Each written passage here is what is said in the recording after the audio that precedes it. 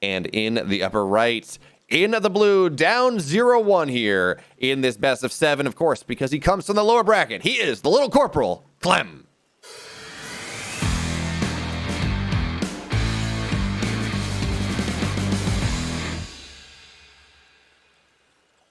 And in the bottom left, in the red, looking better than he has for a long time from the upper brackets, NC Sports' very own Serral.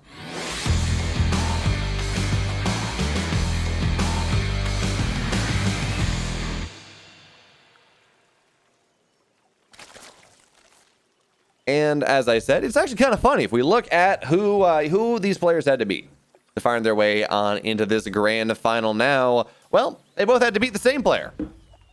Serral had to 3-1 Hero Marine in the upper bracket finals, and then Clem had to 3-0 Hero Marine in the lower bracket finals. So there should be some kinship, some camaraderie, some common experience that Clem and Serral have to deal with. The Sim and Serral may be experienced as they're sitting here in this grand finals. They both had to beat the biggest of Gabes, and that's no mean feat. Yes, Clem, Serral, Rainer, although Rainer, of course, conspicuously absent. Of course, the VOD of his last series is also on the channel. Rainer, of course, conspicuously absent. You know, he not maybe the best circumstances for him to play, but, you know, that is, of course, a surprise. But the biggest of Gabes, I mean, we see him win almost every EPT Cup. He is an absolutely terrifying competitor. And yes, both Clem and Serral did have to beat him, but it's never easy, even if it does feel like Clem and Serral have just one level higher that they can get to in these big events that maybe Hero Marine struggles to find. With that being said, we are here now, and now the question, we saw Serral, of course, 3-1 Hero Marine, looking fantastic in that matchup, dominant ZVT. The question now is whether Clem has what it takes to beat Serral, and more importantly, whether Serral can take down the much vaunted European TVZ, best TVZ in the world that Clem has to offer for us on what is perhaps a daily basis.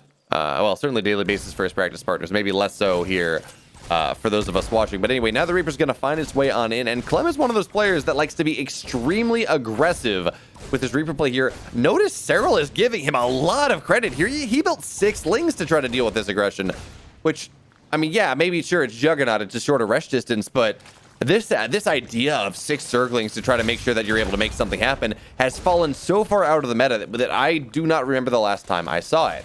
So yes, the Zerglings did allow that creep tumor, that advanced creep tumor, to get on out, but it was not without cost. One Zergling did go down, which is kind of what you would expect to lose anyways. You lose 0 to 1 Zerglings, maybe 2 if the Reaper micro is really good and your micro is a little bit lacking, but losing that Zergling after already spending an extra drone's worth, which at this early point in the game that's worth a lot more than that, is gonna hamper Serral just a little bit. But again, his creep spread is gonna be rather nice. He's not going to have his creep, even his secondary tumors get delayed whatsoever, and that is going to be really nice. That will allow him to get creep on the low ground outside of his third base and to push it into his fourth at the same time. And again, that just makes these pushes from Clem just a little bit less scary, a little bit more holdable here for the Finnish Phenom. Now Clem, for his part, he's just going for quick 3cc play into what looks to be Hellion Banshee, or at the very least Hellion play. And you know what, I'm not surprised. Juggernaut is a big map and it's a small map. It certainly does have that short rush distance, but Serral has not really shown a desire to do anything too aggressive. Certainly no 2-base Muta play. That has not been in the meta for a while, because right now the Terran opener meta is, you know, 1-1-1 Hellion Banshee into that third base.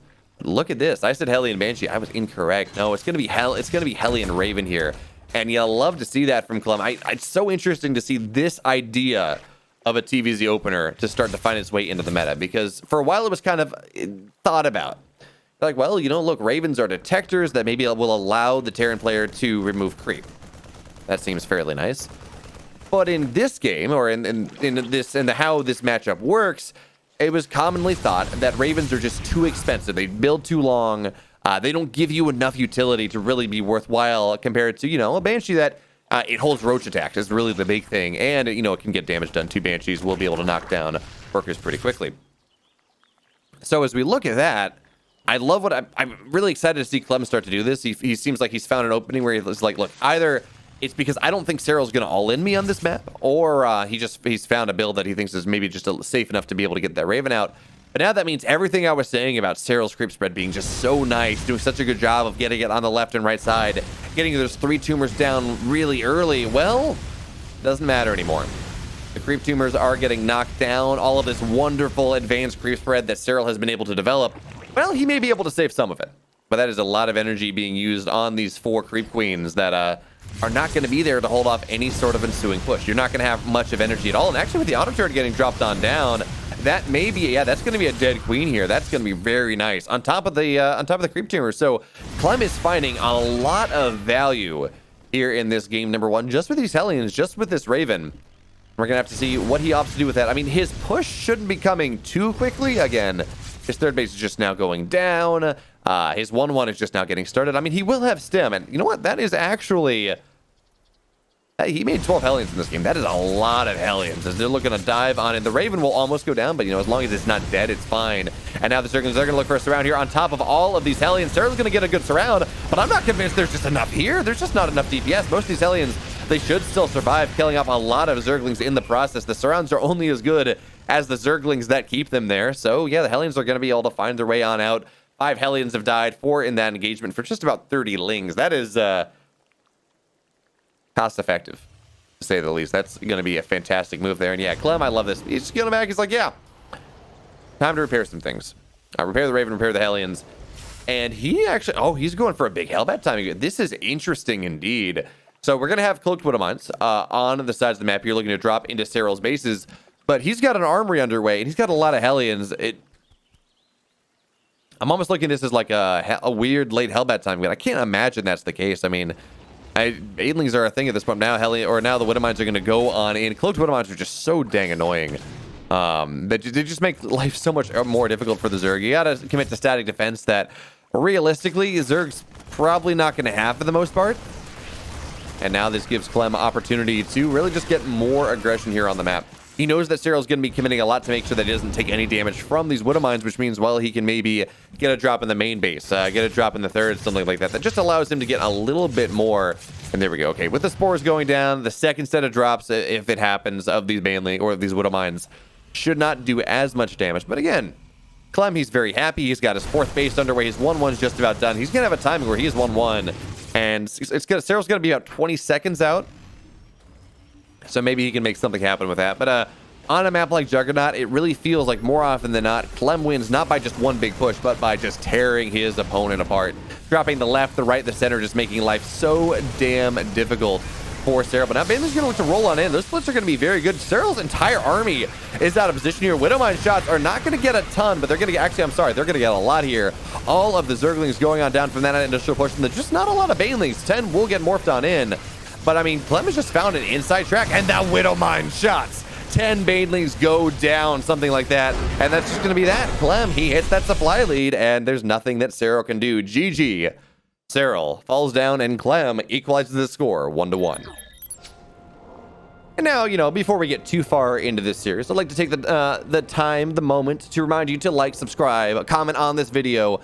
It really helps us out with the YouTube algorithm, make sure that this video gets in front of more people, and allows us to produce more StarCraft content on a daily basis, the type of thing that you love and hopefully want to see more of. So again, like, comment, subscribe, do all that. Thank you so much, folks.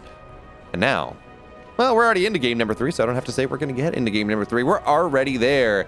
And I am so surprised to see this as map number 2 in the pool. I guess technically it's game 2, map 3, whatever you want to call it. Of course, it's a 1-1 scoreline here, but only the second game that we get to watch. And again, Beckett Industries is so surprising that we get to see it here so quickly. I mean, I guess that makes sense. Clem, well, I got to assume, yeah, no, because Serral had upper bracket advantage. He would have had first map pick.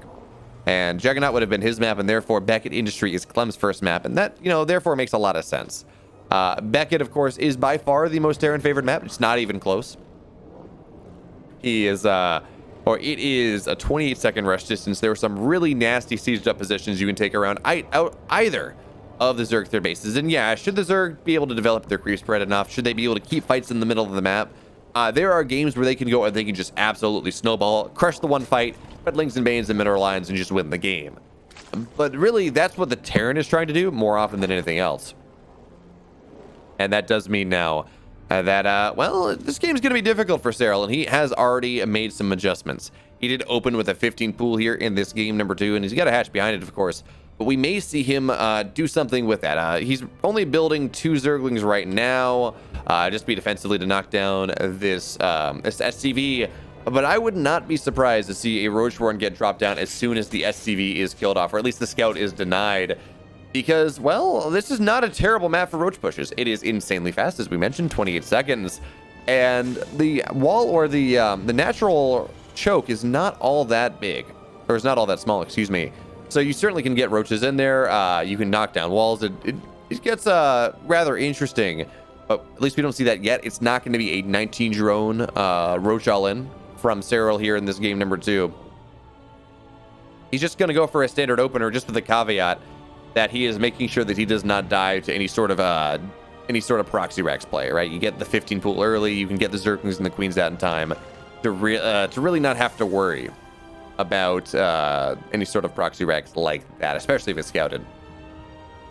But Clem, for his part, nothing too weird. He's got 1-1, command center just about done. We're gonna have to see whether he opts to do anything aggressive. And first thing to note here as we look into this game 3, Serral is taking the triangular third, which, well, it does 2 things. It encourages Clem to take the linear third, because then he can push and defend out of that.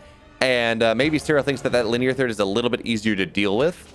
It gives you maybe a little bit more run-by potential than the triangular third, which is, of course, a little bit more defensive. And it doesn't have quite as scary of like a double-level tank siege position that the linear third does have. I mean, it's still scary. There's still a speed zone that you got to run through. The tanks can siege up around it. It's not great, but at least you have a little bit more defensive opportunity. You can run flanks around. You can make a little bit more about that. So anyway, interesting that Serral's doing that. I'm not surprised, but anyway, that's where we are. Yeah, we do see a Roachborn here in this game number 2. Match number 2, game 3, whatever you want to call it.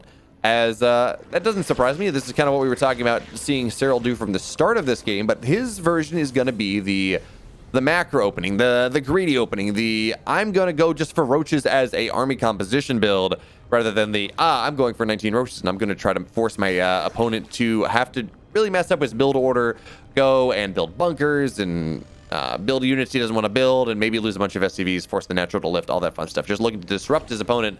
Instead, Serral most likely is just going to be going for a big roach max. Run across the map really quickly and smash his opponent. And you know what? Again, he's going to have a really quick reinforcement, much like the Terran wants in traditional matchup. Of course, smaller matchups are good for Terran, or smaller maps are good for Terran, because they can just get their rally as the production cycles happen faster and faster and faster. And of course, Zerg wants bigger maps so they can just defend and get bigger creep spread and have more separation between the edge of their creep and their bases. But now we're going to see a drop looking to go on into the main base. It looks like it is 6 Marines and a Widow Mine. There we go. Going to find its way on the main base. But Serral's already on top of it. This really shouldn't get too much done. And Serral is doing a really good job defending the aggression from Clem thus far. But Clem is going to have more where that came from, as it looks like more Hellions are going to run across the map at this point. And look at, okay, the Hellions are going to find the roaches at this point, and the Ravagers are already morphing on the other side of the map. So Clem, he's going to have to make a decision with this drop. Does he run home? Does he try to find some damage? It looks like he is going to run on home. I mean, it's no real issue. It's not going to be all that long. And the Hellions, I mean, they're not going to do a lot here. Their entire goal in this situation is just sort of try to distract things, cut off reinforcements. But now the Ravagers, they're going to find their way on in. Hellions just trying to get on top of these roaches, but I mean, we all know how that one works out. The roaches win that fight rather easily. Biles are going to go on down as Clem gets supply block for a brief moment. Zergling's getting on top of the SCVs, but of course the goal here, you need to kill the army. You need to get the bunker here before it gets on up, but Serral's not target firing that one on down. So with this bunker up here with Ravagers dying and dying and dying, Serral is not getting the damage he's looking for just yet. It's only 7 SCVs down. A second bunker is already here, and with the medevac sitting on top of things, well, nothing much is dying, but now we're starting to see more and more SCVs go on down. The army, the economy here of Clem has been forced on the high ground, and Serral has breached the high ground now. This is 6 Ravagers in the high ground. It's going to force so much micro here from Clem as he's losing so many SCVs. 20 workers have gone down. Now there's a tank out. That being said, there is no wall here in the main base. It's not like Clem can really close the door, and 29 SCVs have died. Clem says GG. Serral, he takes game number 2, and he goes up 2-1 here. And it's kind of interesting to see what has happened in our first 2 maps here in this grand finals. Clem took Serral's map. Serral took Clem's map, and I'm talking about, you know, Beckett as if it's unwinnable for Zerg, which is not true. It's not a good map for Zerg. Win rates, it's just not a good to play on. I mean, it's such a Terran favored map. But if you can do something like what Serral did, where you just go and pull the wool over your opponent's eyes early, you get some damage done, whatever you want to do, suddenly it becomes a little bit more doable. And we saw there, I mean, the rally, the reinforcement line from Serral was so gosh darn fast. Because speedlings and speed zones and short rush distance, they will make that happen. That really, Clem, as good as the initial hold, as good as kind of the initial 2 holds was looking, he just hit this point where he could not reinforce. Serral got on top of his production. Serral knocked the wall down. And most importantly, he knocked down the supply depot that had the supply call down on top of it, which meant that, well, Clem was very heavily supply blocked or approaching that Clem could just not make anything happen that he was looking for. Now we're on Lightshade. We're on another short map here. It's certainly longer than Beckett. Certainly, really, I think the rush distance is pretty similar to Juggernaut, actually, even if Juggernaut is a bigger map. And this might be something that Serral is going to be a bit happier about playing on. So I don't think we're going to see a 44 drone, Roachling Ravager all in like we saw in the last game. No. Serral, most likely, he's just going to play his standard style. Clem is going to play his standard style. And hopefully in this game, we're going to see that tilt of the Titans that we've been looking for, because in all honesty, first couple games, not all that great. Or not all that back and forth, I guess is a better way to say, because, well, in game 1, Clem forced Serral's army in the main base and just cut Serral off from his 4th base, killed everything. Good win on my shots, killed banelings, and that's all she wrote. Game 2, Roaches, Ravagers, and Lings caught Clem off guard, and, well, he died to that.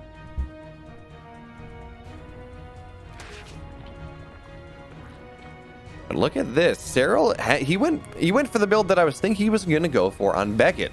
Right, he went for 15 pool, but he got a really quick roach run. He's going to go up to like 19 drones. And then go back on down, get about 3 or 4 Ravagers, run across the map, and just do what he can. Convince Clem that he needs to lift up his natural. It should not cancel the natural. The natural will be done by the time these roaches are out. But, well, maybe you can make something happen. Oh, Clem is already aware of what's happening here. Bunkers are coming on down immediately. He's like, okay, I see the timing of these links. I see the timing of this hatchery. I see the timing of this queen, because the queen killed the SCV as well. I know kind of what's up. Did he see? Wait a minute. Did Clem see the Roach Warren? Okay, he did. Yeah, the SCV did get on in there. And Serral's just going to cancel it. He says, okay, well, you know what? If you're going to overcommit to my Roach tech, well, I'm just going to go and not go for it. I'm going to force you to be behind because I've canceled that tech. Roach Warren is not going to happen anymore. And we're going to have to see how Clem looks to react to that. So he's got Cyclones underway. He's got a bunker done. He is well prepared to deal with this this Roach attack that is just not happening. Which is always, of course, pretty cool to see. But, okay, Clem now he's going to see that, okay, wait a minute. There is a 3rd base that is going on down here. I see queens. I see creep spread getting pushed. And did the Cyclone get finished or did it get canceled? Okay, it did finish, but we should probably see the bunker get salvaged rather soon. Because I think Clem at this point is going to start to realize that, okay, I know what's up. And yeah, we don't have a tech lab on the factory anymore. He's not really worried about that. Normally, if you think it is going to be a really big roach push, you're going to go and you're going to get 2 Cyclones. That is 2 or 3 Cyclones is what's going to really enable this hold. The one is, yeah, it's kind of chump change. You can do stuff with it. Clem's going to run out on the map, maybe try to snipe an Overlord with it, but that's going to be about that. As the Zerglings will find their way on into the natural here. And hey, you know what? They're going to get a Marine. They're going to get an SCV on the way out, but there's going to be a decent amount of dead Zerglings early on in this game. That could have been, what, 5 or 6 drones that now Serral does not have access to in a game where he already went and took an economic deficit. He got the Roach Warren, and even if he cancels it, that's money, that's opportunity cost lost. He went and got an early pool. Again, economic inefficiency. That does mean that this economy from Serral is maybe not quite where he wants it to be. Then, of course, Clem, he did something similar, right? He got the bunker, he did all that, but his expenditures, he didn't get the majority of that back. I mean, you get a bunker, it's 100 minerals. You get 75 back of it pretty quickly if you choose to salvage. And this little task force here, 4 Marines, a couple Hellions, a Cyclone, a Reaper, is actually somewhat good at going on in there and making things happen on the map. Of course, Cyclones can do a really good job of sniking down Overlords, of Queens. Hellions are, of course, just your primarily early game unit, and having a couple of Marines with that makes life even nicer. Now, Clem behind this, he's got his double eBay underway third base as well. He looks like he's like, look, okay, I don't really see a timing where I can really go kill you. I don't really see a timing where I can punish you for what you've attempted to do and failed to do, Serral. So I'm just going to take a third. I'm going to establish my upgrades. I'm going to do all that. That being said, there is a timing now where Stim is done, where maybe Clem's going to look to do something here. Move out on the map, maybe with combat shields, but certainly with Stim, he can't. I mean, it is a powerful army. But right now, it's just going to be 4 Hellions on the map, removing creep. And, you know, honestly, Serral's creep spread is not incredible. And part of this is because his natural was after his pool. And again, part of it is the Hellions have done a very good job of delaying that creep. A nice positioning here from Clem. He's just going to knock down a couple more Zerglings. Find value wherever he can. And again, he has found value with these Hellions already. So 1-1 underway for Clem. Evo Chamber's only just about now halfway done here for Serral. And now Clem, we were talking about that Stim timing. It looks like he may try to time it up with combat shields. Maybe just going to go right now because there's not a lot of army here for Serral whatsoever. It's only 18 lings. There are no, there are a bunch of slow banelings on the field, but no fast banelings yet. And then with the Marines looking to Stim on forward, target fire here from Clem is of course always going to be exceptional. So now the question is, how much damage can he get done? How much creep can he remove? As he does have to contend with a couple Zerglings that are finding their way on into where his third base wants to be. But Clem, he's just going to dance here on the edge of creep, knocking down whatever he can. He's going to get a queen there. That's always going to be very nice indeed. Combat shields are done in about 20 seconds. The target fire here from Clem is incredible. He's going to get every Baneling. He's going to get every Zergling. The queens are going down, and GG Clem. Just like that. He's going to target fire down every single Baneling. He's going to take game number 3. He's going to put himself tied up in the series. Hey folks, I got my teeth cleaned like 2-3 weeks ago at the dentist as I was moving back up north, and as such, I was looking for a way to make sure that my teeth stayed that nice, clean, fresh feeling that I really enjoy. So, well, luckily around that time, M-Teeth, they reached out to us. They said, hey, Alpha X, we want you to promote our brand. It's absolutely match made in heaven. I've been looking for something like this anyways. And you know what? I've been using this toothbrush for about 2 weeks. It's fantastic. It keeps my teeth all clean, fresh, white, fancy, all those fun stuff. And you know what? It's a pretty affordable deal too. It goes for about $60 or what is it? $37 if you use code 30excellent. It's 30% off. And yeah, they really do a great job.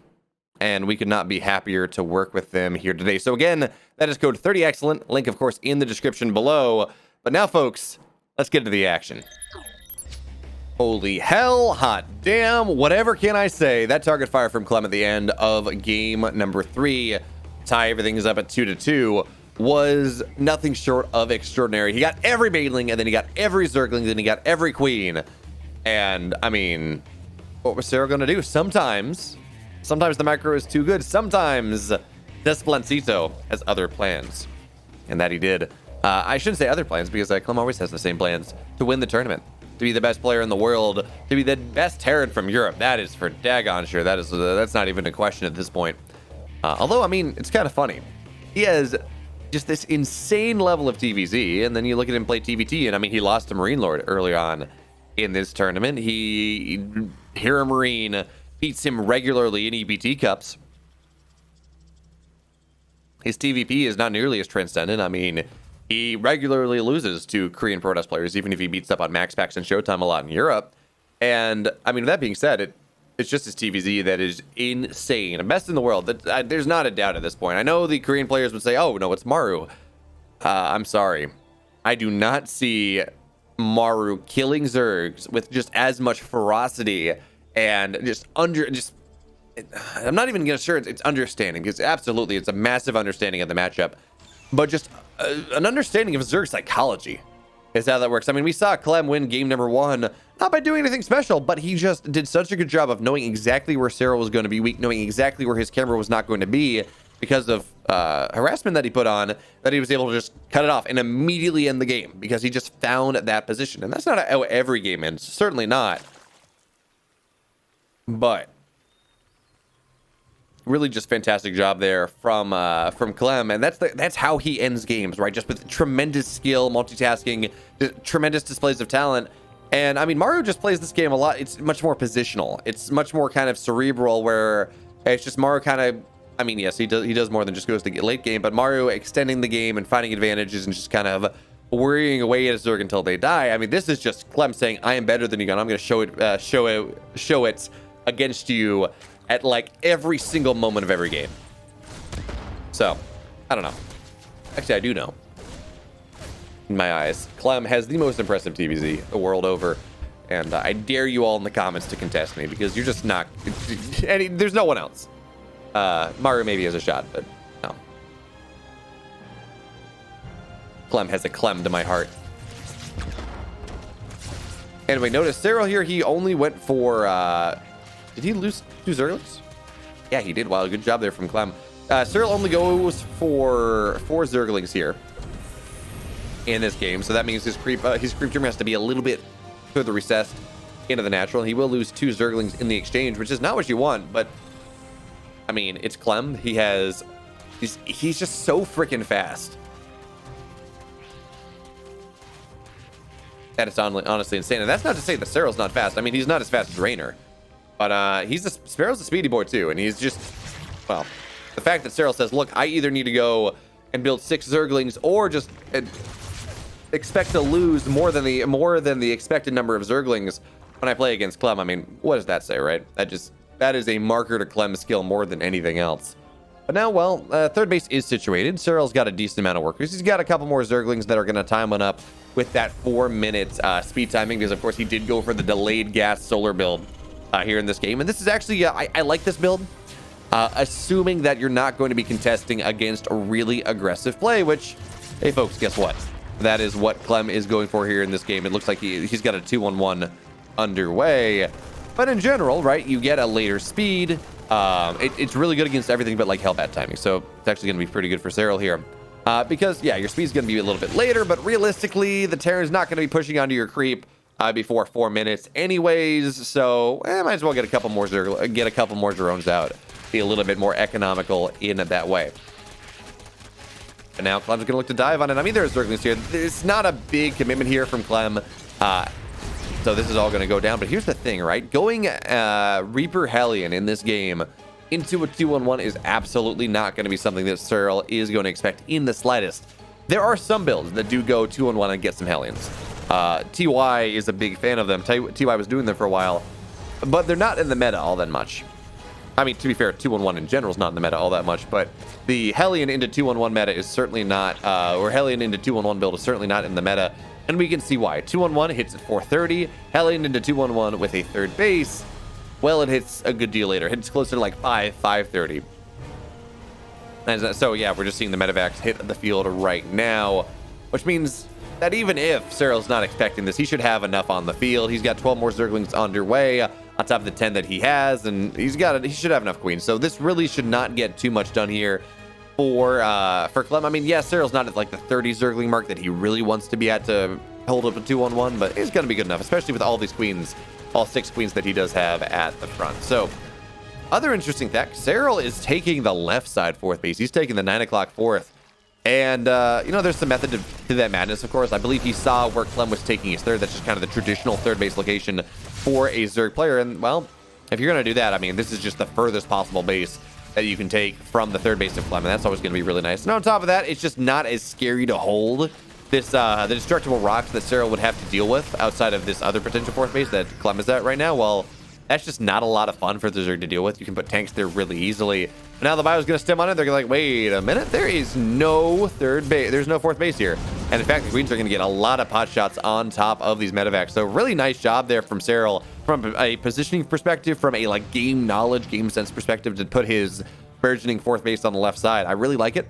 And it's going to work out for him in this game. He's not going to take any damage at all to this 2-on-1, at least not right now.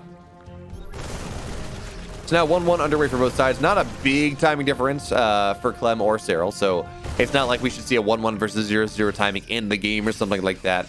And we see just a bunch of Banelings morphing in on the right-hand side. Of course, Serral doing that thing that pretty much every Zerg does on maps like this. Oxide is another one where you're like, okay, well, the moment the Terran really moves out in earnest, I'm going to run some Banelings into their mineral line. Or when I get Baneling speed. Is the other timing that you make happen. And then if you knock down 15, 20 workers or something, well, that's a really nice way to get ahead in a game. Now, Baneling speed is done in 3, 2, 1. We should start to see the Banelings on the other side of the map roll on in. Certainly when Serral remembers it. Or most likely, actually, when the army really engages here from Clem. So nice Widowmine drops here. He's going to get a grand total of 4. Honestly, he could have gotten a lot more, but just a little bit unlucky there. Now, once again, we do see the bio stimming in on the right-hand side, clearing up creep to make it very difficult for Serral to ever take this base. Now, Baneling's gonna roll on in. Oh, it's the hug of death. Oh, no. Oh, no. Clem, that's not what you want. Still not going to get that many, though. Surprisingly enough, only 10 SCVs. Or 9 SCVs. I thought a 10th would go down. Only 9 SCVs, considering, I mean, he went and hugged it. That's really impressive. Now, Widowmine drops are going to go on in into this third base. And, well, nice plus there from Serral. He's not going to lose too much more. And I really enjoy this. So, first of all, a good move here from Clem. He's going to try to knock down these queens. And one queen should go down as pretty much all the energy on these queens has been spent. But I love the early burrow here in this game. This will allow Serral to prevent any sort of... oh, nice target fire there as the Banelings get nothing done. This will allow Serral to deny extra bases for a while. Of course, you just burrow Zergling on all outlying bases. That's always fun. Of course, Baneling Widowmines on the edge of creep. It's fantastic. In fact, we saw Raynor versus Clem.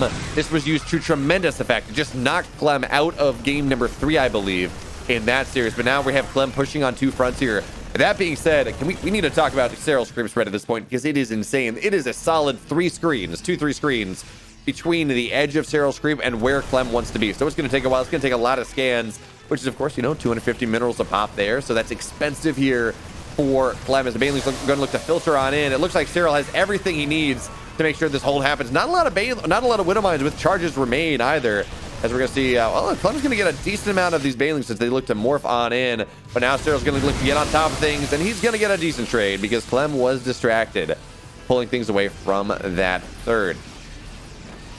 So now Clem's going to back up, and Serral's going to continue that most important part of any TVZ, any ZVT. You reestablish the creep once you've lost it. You want to make sure that the Terran doesn't just have a massive foothold onto your side of the map here. Zergling's looking to filter on in to that 4th base. They will be unsuccessful. The rally is there. And the target fire from Clem on these speed banes is just incredible. But now Baneling's looking to roll on in. 8 workers will go down, and Banelings will burrow in that 3rd base. But Clem, he was paying attention, so he's just going to drop a scan. And now burrow has been revealed. We should expect to see Clem scan on the edge of creep now, just not just the middle of creep. Because, of course, that is kind of the most possible, the most optimal burrow Baneling position. Oh, these defensive Widowmines are just getting so much done here for Clem.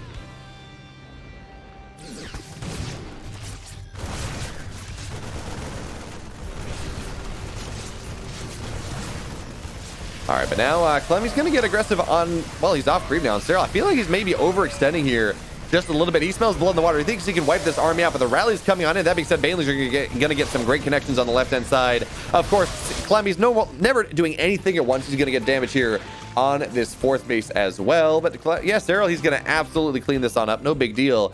And if you look at resources lost, it's only 3K at 10 minutes in.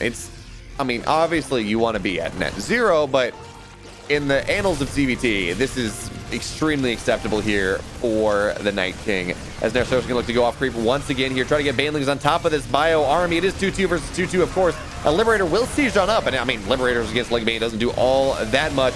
Look at all these burrowed Lings, or these burrowed Banes on the map here. Queens are going to go on forward. They're not really taking that great of a trade, but they did get, great trade against the Liberator, but they got a lot of medevacs. Soften them up a good deal. And now Serral's going to look to once again try to wipe Clem from his creep so he can reestablish it, so he can keep pushing it on in, really removing that bulkhead that Clem has been working so long and so hard to establish. So now Serral, he should be safe for the time being. Again, it's multiple screens between not the best list there from Serral.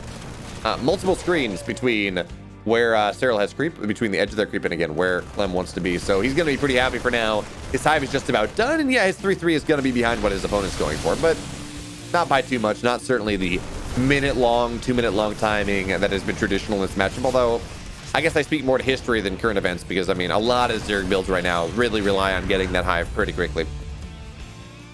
And there we go, Lurkered in on the way. I like this as the style. I really am not a fan of Ultras in ZVT right now. And they just, maybe it's a transitional tech, right? You get them and you force some stuff and then you go into something else. But it really does not feel like just a good unit to have in general in this matchup. Just Terran players are too good at this point. So I do like the Lurker transition that we do see here. As, well, now Clem's going to look to wedge himself on in. The Widowmine field is actually rather scary, and the Widowmine shots are going to be fantastic indeed. There are no Banelings here with this army. There are only about 2. Clem should be able to target fire that down, but there are enough Zerglings here that now Clem will be forced on back. But folks, look at the supply.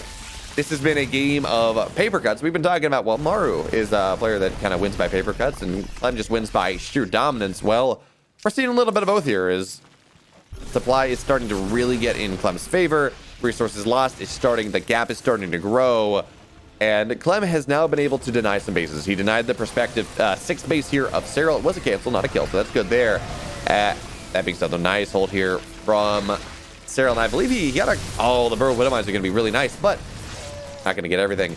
Actually, there was a friendly fire Widow Mine that killed a decent amount of medevacs, which is always going to be rather nice indeed. And that Widow Mine shot... Oh, Clem's going to be very happy about that one. That was a bunch of banelings going on down. But now we have lurkers underway. And +1 melee just about done. Do we have lurker upgrades at all? No, we don't. Not even started. So that's going to be a problem. You want seismic spines. You do want you do want lurker burrow speed. That just makes them so much more useful. And if there's any Terran in this matchup that is really good at dealing with lurker play, well, it is the player that has had to pretty much play against the style exclusively for, well, pretty much since Raynor invented it. We saw Clem lose to Hydroling Lurker style in the, what was that? Summer last year, DreamHack, and then never again. As Clem has won the last couple of these European editions, because Raynor showed him that, yes, that Hydroling Lurker style is very good. It should be feared. And then, well, Clem was like, okay, I'll practice against it, never lose it again. But now we're going to see a bunch of lurkers burrowing up here on top of this 4th base. But, I mean, there's just too much here. So Serral will be forced to burrow on back. And here's the thing. I mean, that is a slow burrow. There is no range on these lurkers. So this aggressive siege up without burrow speed, I'm not the biggest fan of it. I do, however, like this run by. This is going to get a good deal more damage. And will force Clem back from that defensive position on the left-hand side. So maybe, just maybe, Serral can make something a little bit more happen there. His friendly fire on the Widow Mines, well, it's going to force some energy out of the medevacs. As that's just about it. Okay, so where do we go from here? Clem has 3-3. He's getting additional vehicle plating just to keep his medevacs alive, keep his liberators alive, keep his Widow Mines alive, all that fun stuff. I was going to say I'm kind of surprised he's still building Widow Mines, but he's not really anymore. As we'll see the Baneling Wet Landmine. He's going to get a decent amount. It's not going to get everything, but it's certainly going to get a lot of the Marines. I mean, the time of these Baneling landmines is kind of done at this point anyways. The Marine heavy compositions of yore are not a thing nearly as much. It's now Ghosts, which of course are not light units. It's now Marauders, which of course are not light units. But this burrow up is going to be rather nice, and it will be able to get a decent amount of Marauders here. But I mean, the EMP on top of all of those Vipers, Serral didn't really split. So the Vipers are going to have to get energy back, and that means that Clem is now going to have more of an opportunity to push on in. And again, Serral went for lurker burrow speed, or lurker range before burrow speed, which is really primed to a defensive position, not an offensive position. And he got it late anyways. So we've seen a couple times now where Serral was like, yeah, I'm going to go, and I am going to aggressively burrow on top of the Terran army. And then it doesn't work. And you wonder why it doesn't work? Well, he doesn't have the upgrades yet. So the adaptive talons he doesn't have it, so it takes forever to burrow. The range is not there, and it just doesn't feel all that great. But now, well, adaptive talons is done, seismic spines is done, and Serral's going to be able to get a lot more active here with these lurkers. As the cracklings, they're going to take this base down. There we go, fantastic move here from Serral. Cracklings are just so insane. I mean, it's additional. It's a +3 for Zerglings only, but still, it's going to be +3. And now Clem, he's going to be only on 5 bases. It looks like the core 3 are all mined out. So really functionally, he's on just about 2 bases here, maybe a base and a half. And there we go. Baneling landmines once again finding value here.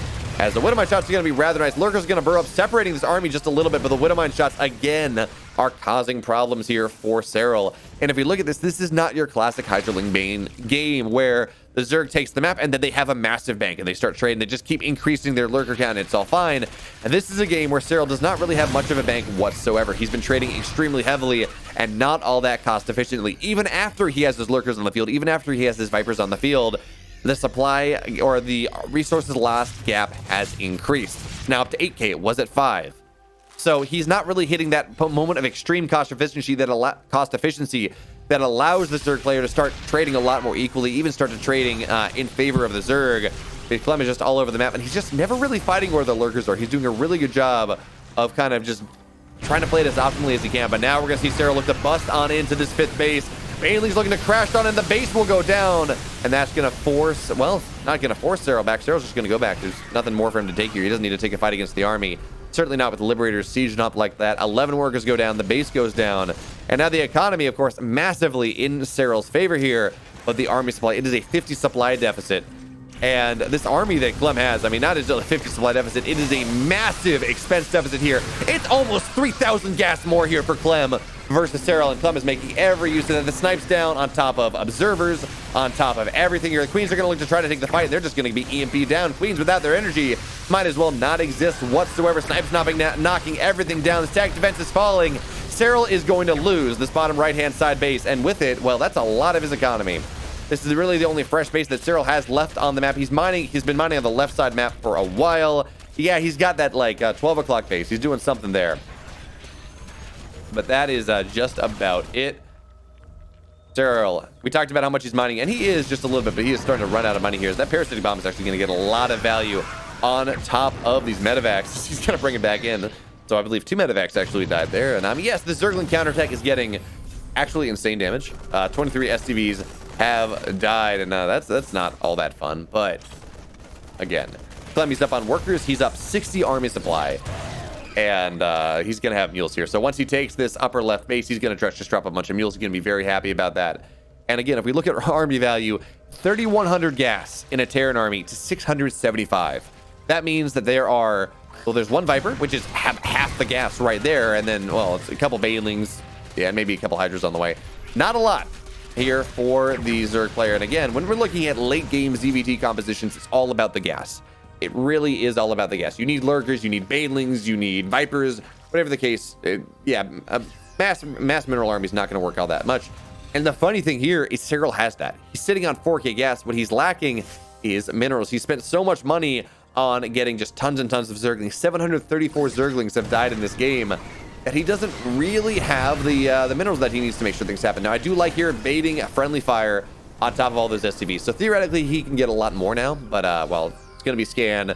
We have Planetary Fortress. We have Liberators keeping everything alive, and that's not going to do all that much. So once again now, Clem, he's going to defend this last mining, well, one of his last 2 mining bases here on the right-hand side. And he's going to push out of it as well, forcing a cancel here on this last attempted base here from Serral. And now Widowmines are going to look to move on. And now it's not going to get much done, but we're going to see snipes on top of everything. The Viper goes down. Nice splits here. Of course, Ghosts, they actually don't take a lot of damage there from the Banelings. They're not light units. And that is going to be it here. And now we roll into our last game, or potentially our last game here in this best of 7. Clem, he's on match point. He has been looking dominant outside of that one game where Serral was able to go and pull the wool over his eyes, go for a 44 drone, Roach Ravager Ling all in on Beckett, and, well, you give your opponent that there in a best of 7. I mean, Serral is a damn good player, but in every other game, I mean, Clem has just been out trading Serral, out positioning Serral, out mind gaming Serral, out microing Serral, just everywhere. He's just too damn fast, and it really just seems like Serral, I mean, he's gotten into the games that he wants to play, theoretically. Serral has long been known as the king of the late game.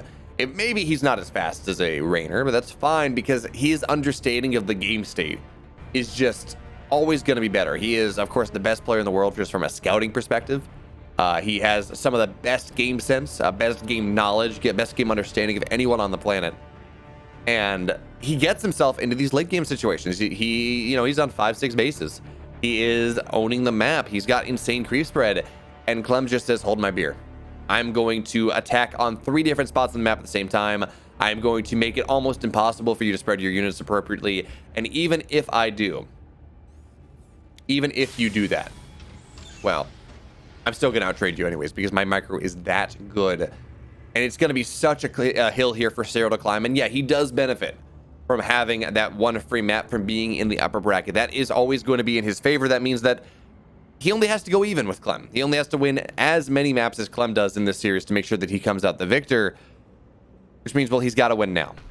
Of course, Clem is on match point, and he's got to win the next map too. I'm not wait, what map would that be? Actually, I'm not sure because 1 map is not going to get played regardless. So anyways, on this map here, on 2,000 atmospheres, this is, of course, it's probably the most standard map. Romanticide, of course, a little bit more defensive. But 2,000 atmospheres, it's a big map. It's got, I want to say 8, what is it, 1, 2, 3, yeah, it's got 8 bases aside. It's not that long, but it's not that short either. In short, I mean, it's your most standard macro map at this point. So I would expect to see the most standard game that we can get out of these players at this point. Clem, of course, setting up that push, setting up that multi-pronged aggression that he is so good at. And once again, we should notice Serral respecting the Reaper play of Clem to such an extreme extent. He's going to get 6 Zerglings. And now he should not lose any of these. I mean, that is the meta. That is the math. If you get 6 Zerglings, you don't lose any. If you get 4, you expect to lose 1 or 2.